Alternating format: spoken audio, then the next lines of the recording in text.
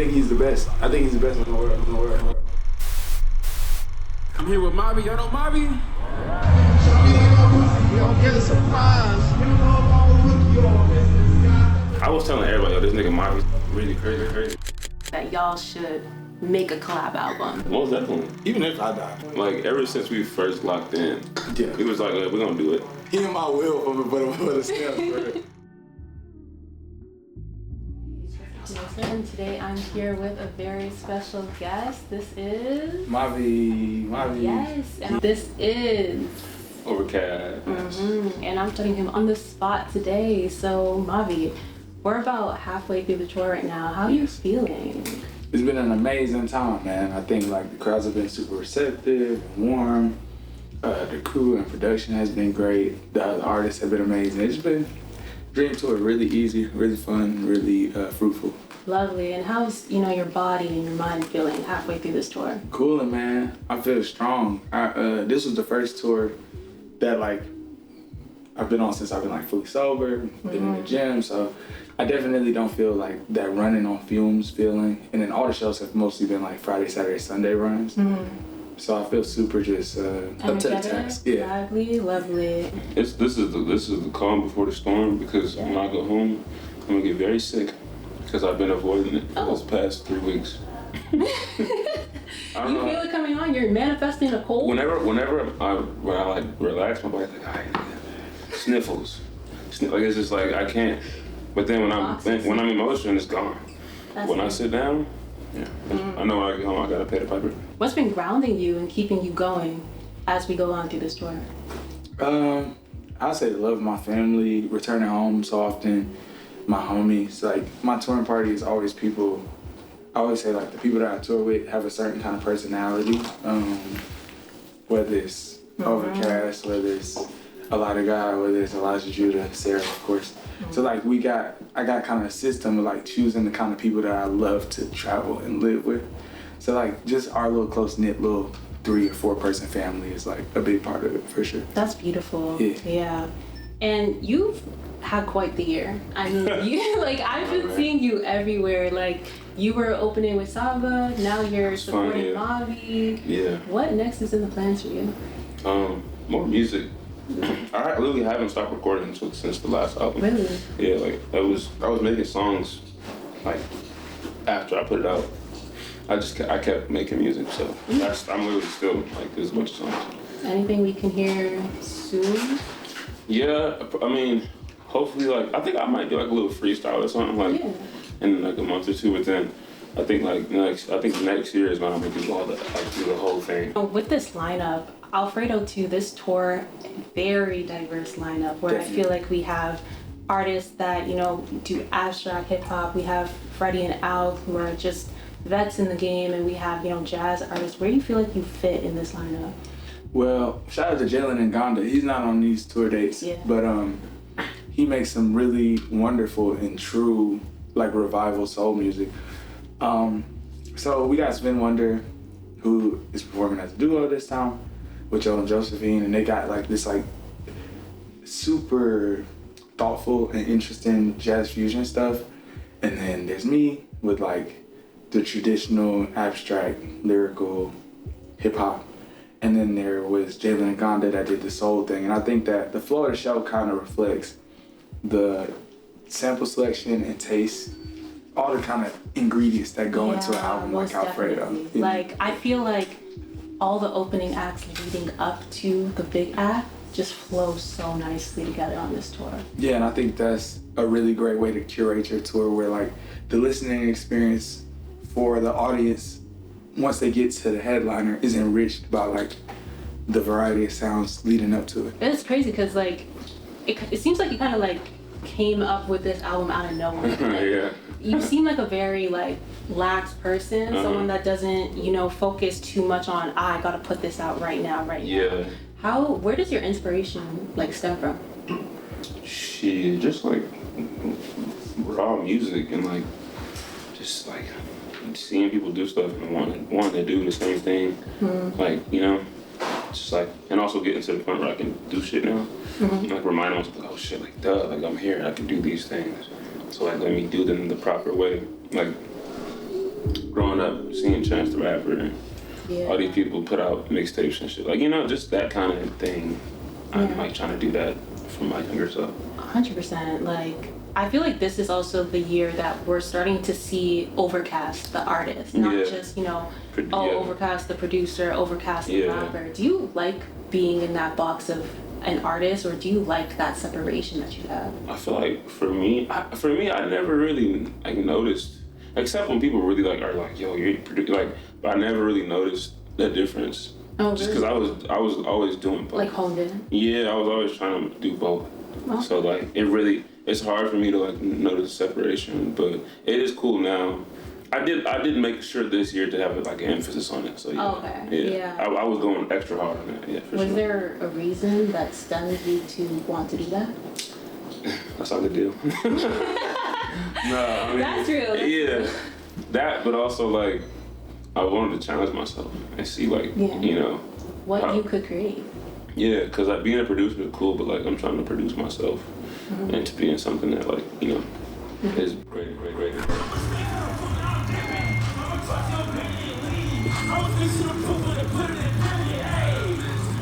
Like, how you feel before you head on stage? Are you hard pressed, or are you someone who has a routine? Are you more lax? I try to do my best to be super relaxed. I think even in a fight or flight situation, being loose, being limber, it always puts you in a better position to read and respond than being tight and being, clenched. Mm-hmm. So I definitely try to relax, try to enjoy some quiet time, try to laugh, especially leading up, because it's pretty serious and pretty spiritual what we do on stage. So I try to bring it in with a spirit of joy. Like, I think having a child is like a very serious thing, right? But if you have a woman that's getting ready to give birth, maybe you want her to have some mirth and have some humor and have some, so that kind of calm idea. The experience for sure. Exactly. Yeah, before the big finale comes on and get on that stage and have to be focused and wanting to engage your fans, perform the best that you want to do, and be the best for your fans. Absolutely, exactly.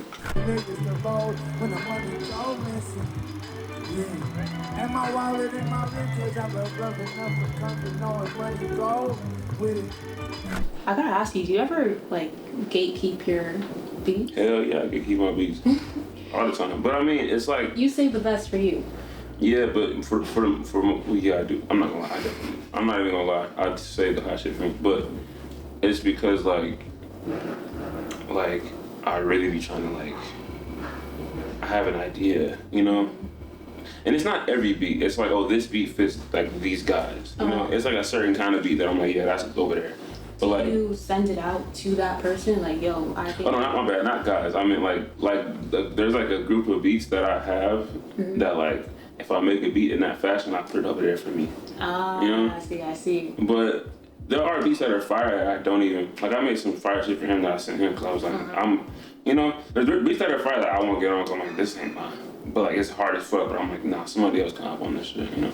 Have you ever regretted giving away a beat? Like, nah, never. No. Think about it first. Yeah, I never. I mean, cause I don't give beats to people who are trash. Like, you know, I don't.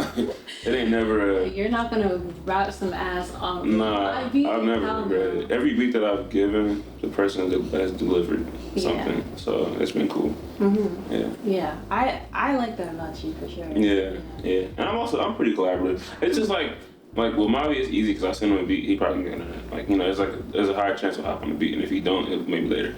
But like, I don't like sending beats because like people just like, oh yeah, send some beats, bro, and they don't hop on shit, or they just kind of like they want like they want to have that in the back of their mind, like that, you know. But it's like, bro, that's why I don't even be sending beats. Like, I want to talk a little bit about Shadowbox. It's one of my favorite albums of 2024, but it's also one of the hardest listens I ever had from last year. Yeah. It felt like one of those albums that you had to make. For sure. Yeah. I wanted to ask you, like, when it comes to performing those songs, do you find it difficult? Yeah, I don't really perform it.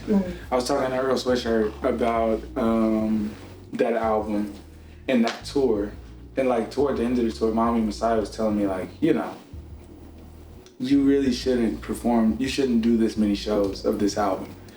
And I'm like, damn, like maybe I really shouldn't. And so I talked to Earl about it, and he's like, he has this project called Solace, and he's like, I have music I would never perform, cause like it's not, it wouldn't be good to do that. Like it would be like cutting yourself open on stage. Yeah. So so a lot of the time when I was touring Shadowbox, I was living it still. By the time I got to like my first performances of this year, I did a festival in Chicago, and Drunk Prayer was on the set list, and it came up, and I could not finish it, and I just cut it off. And I decided from that day, like outside of like The Giver, or I did some of the more fun or upbeat, or like more levity infused songs on it, mostly gonna leave it alone on the stage. When you say things like that, do you find it hard to find equilibrium between pleasing your fans who might want to hear deep cuts from that album and still wanting to protect your own mental? How do you find that equilibrium? In general, I got like some really interesting ways to like service the fans' curation of my music.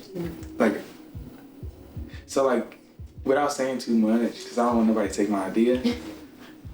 Tell us. Next tour, I like will have a system for like what you want to hear at the show, you know, and then to be able to give that directly, like on a democratic level.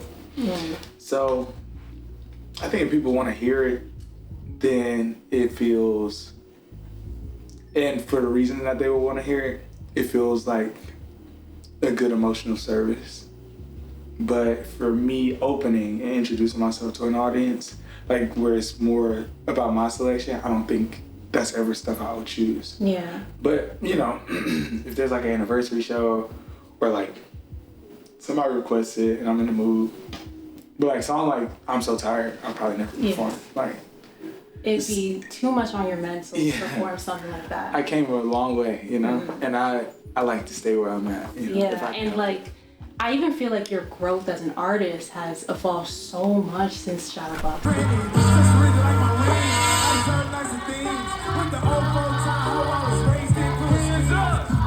You've been on a crazy run this year. Thank you. You've been, you know, doing a lot of features. I saw a little snippet with Mike. Yeah, my brother. You know, what next is in store for you? When does this come out? This will come out. What's the turnaround rate, King? We're not talking about a timeline yet. Okay, so I mean, it might be something out by the time this comes out. Ooh, okay. Yeah. Inside scoop? Yeah, some cool shit, like some exciting shit, like something interesting and different. But yeah, I've been working a lot and working from a different place. Being super collaborative this year was like a big thing for me. Yeah, and I feel like even your sound has evolved where you're not really trying to do something that perhaps is attainable or something that is expected from fans. Right. I'm seeing you branch into a whole new realm. Yeah, I think that just comes from like, you know, like we 10 years in.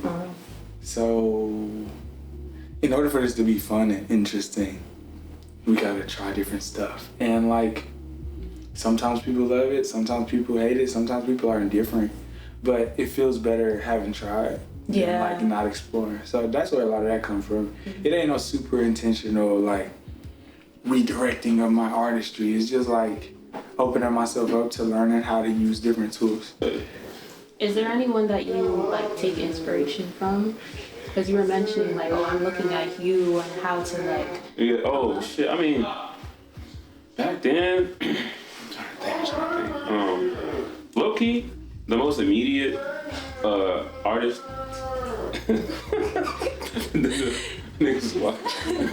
The most immediate artist that I was taking inspiration from on some like releasing shit was Maxwell.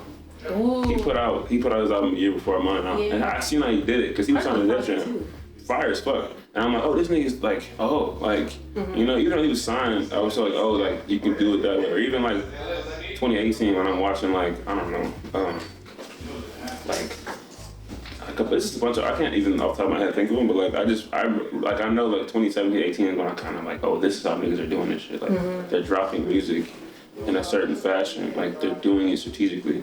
And like that's kind of how you have to play the game. I guess is the game. There's no industry. It's a game. That's what it is. No industry, but there is a game. You gotta play that motherfucker. Yeah, that's interesting. Like your debut, Let the Sun Talk. Yeah. That started in a dorm room. Yeah, absolutely. And now you're here. You're opening for Freddie Gibbs, And how do you think your approach to creativity has evolved from dorm room to now? Man, low-key, like, a lot of my project is already done. Ooh. A lot of my next few, but Okay. I really want to get back into the dorm room space. I think, like, confinement and restriction sometimes, like, bear a lot of fruit of innovation. And I think not having access to good mixing or not having access to good equipment made me take interest in alternative routes toward getting my message across. That was super, super cool. Now it's like, I like kind of would compare it to like being an artist creating from a place of lack to an artist that's been given like free reign in like a fully stocked studio. Mm-hmm. And now that I have all of these things that I always dreamed about having at my disposal, learning which colors are actually my favorite. Right. So, interesting process. But I do like, sometimes I can be, like I'm a Libra, so sometimes I can be overwhelmed with choice. Yeah. So, I think not having all the tools in your disposal makes you hone in. Focus. Exactly. Do stuff on purpose. Yeah.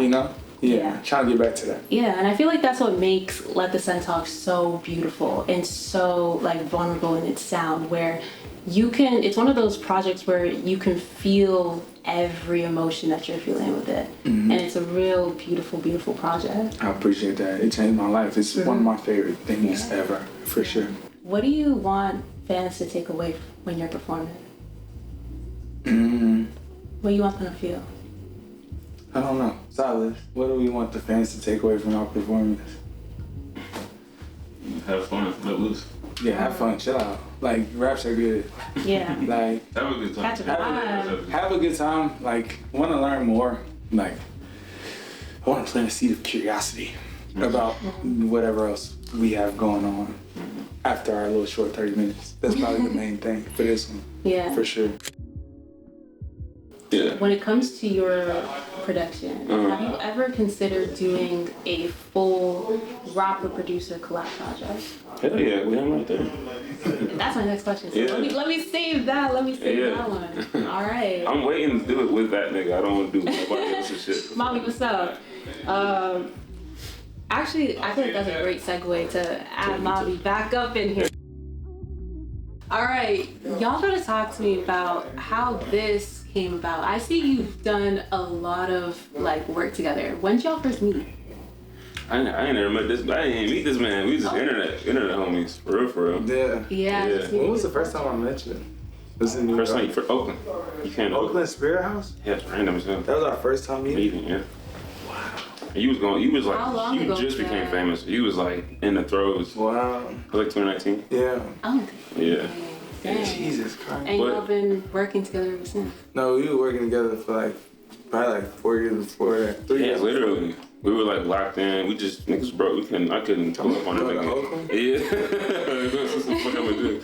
But the first time I like was in contact with him was on some business shit. Literally, like he was looking for beats and on some like internet friends group chat shit. And then like they was like, "Oh, we got big beats," and then. Literally, we tapped in, and I was like, how much is a beat, bro? I'm like, $40. It was like $60 or $40.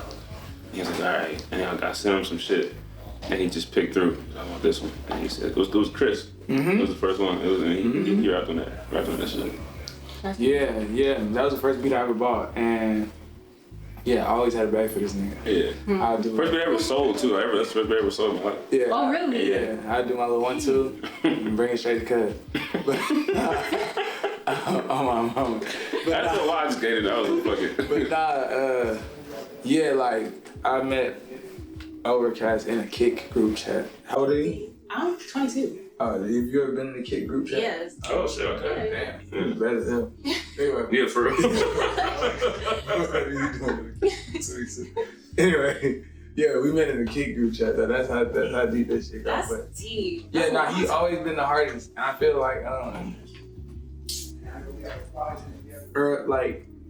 I feel like his first raps, I was like super there for and or his first raps is Ovrkast at least. And then like, yeah, I always felt like the little counterpart 1-2 punch thing. And then like as like just throughout our career, certain shit for both of us be happening like at the same time. Yeah. So it's like a real like we had a conversation. Like I remember when we landed El Toro, and then I remember when we was on Orchard at the taco restaurant, like, nigga, I just, you know what I'm saying? Yeah. You know what I'm saying? Like, we first moved, it's like, nigga, I just did, You know what I'm saying? So, the shit kind of be moving, like, our periods is aligned. Yeah. And, I mean, Ovrkast has produced for you a number of times now. Yeah. What makes that chemistry and creative process work with y'all? I really like him. I always thought he was the best. I think he's the best. I think he's the best in the world. Yeah. I think like just certain shit he do like definitely, well, just like me. We both take inspiration from a common pot in certain ways, but like it's ways that he do shit and has done shit since he was a kid that I feel like the niggas that inspired never did as good. Because it was like my first mixtape, I was stealing beats. I ain't gonna hold you. But it's like the beats I stole was never as good as the beats he gave me. And then I was stealing beats from the niggas that we was both listening to. So at some point it was just like, you just kind of the best, you know? And I think that's kind of both our dynamic where it's like you're so good that like you just kind of are the best. It's not like a I feel like because I don't know how I found your shit. Well, what's that? I guess it was through that. So then like I just knew the nigga was hard, but it was like I seen you get more fire throughout. Like it was like in a year's time you went from like first recording to being like incredible. And I was like, damn, I was telling everybody, yo, this nigga MAVI's like really crazy. Like, like, you know? Like, remember the first time I met Pink Seafood, I was in his crib and I played him Concern. I played him something and I was like, MAVI, I'm like, and he was like, damn, this is hard, you know? Yeah. But like, I was always an advocate, like saying, it was always like, yo, MAVI. And y'all have a joint together with Pink Seafood, MAVI. Oh, you and Pink Seafood got a joint. Oh yeah, that's my homie. Yeah, that's my big brother. He the reason I got anything. Like, no, for real. Without Pink Seafood, there is no MAVI career. Straight up, period. It's not. Without Pink Seafood, it's not a lot of niggas' career. Yeah, I would not have been also where I'm at. Yeah, he's probably the most connected man in music, I would say, that we know. At least. Yeah, easy. He goes from like the top to the source. Like he's just very like he all over the place. I feel like he doesn't even get enough love. Shit. Bro. Like, See him at the show. Yeah, pop out to him. That nigga pop out all leather, all Issey Miyake, 2 big ass Ramoas. That nigga ain't hurting. That nigga said he wanna have 9 kids. That's all the nigga who get his credit. But nah, the homie, I don't know, he's just a goat, bro. He's like a behind the scenes genius and an in the scenes genius for sure. And I think right now, like he kind of focused on building up GK fam and shit, which is like really hard fire to do. So it's like he not doing the most cloudy shit right now, but like if Pink Seafood wanted to go major for an album right now, he'd be a household now. My thing with Pink Seafood, the reason why I have so much love and respect for him is he's all about the music. Like, he's not here for clout or anything like that. He about his bread though, too. He is about his bread. Yeah. So I have a lot of love and respect. That nigga can sequence an album like a motherfucker. He know how to put shit together. Yeah. Speaking of albums and collaborating, I might have gone online and made a tweet saying that y'all should make a collab album. And this guy over here, Ovrkast, I seen him repost it. So I want to know, could the fans ever see that from you guys? Definitely, most definitely. Yeah, like if one of us don't die, even if I die, we'll get the vocals. Yeah, he'll get the stems, bro. Like, he in my will for the stems, bro. Nah, but I also feel like ever since we first locked in, he was like, we're gonna do it, you know. But I love the fact that we just like it was weighted, you know, because it's like nobody wanted it when we first started doing it. Yeah, now, we was like, nigga, we go crazy. Yeah. Like now niggas like, but now it's anticipated. Like, they're like, give it to me right now. Yeah, and so and I definitely want my first thing to be with him, you know, because I feel like we're already so locked in, and I feel like if I did it with somebody else, it's like super industry feeling, you know, where it's kind of like, oh, you know. But I think like with me and him, it's like it just makes so much sense. And also, it's like you go back to like mad villainy, you know, like I feel like that essence has to be like we need that again. We need like the just like the producer and the rapper just like sparring for like 45 minutes, you know, just going crazy. Yeah. So yeah, that would be all from me today. Thank you guys so much. Thank you, Nosa. Dropped a lot of gems. On the spot. Yeah, on the spot. See what I'm saying? Okay. How large I can get.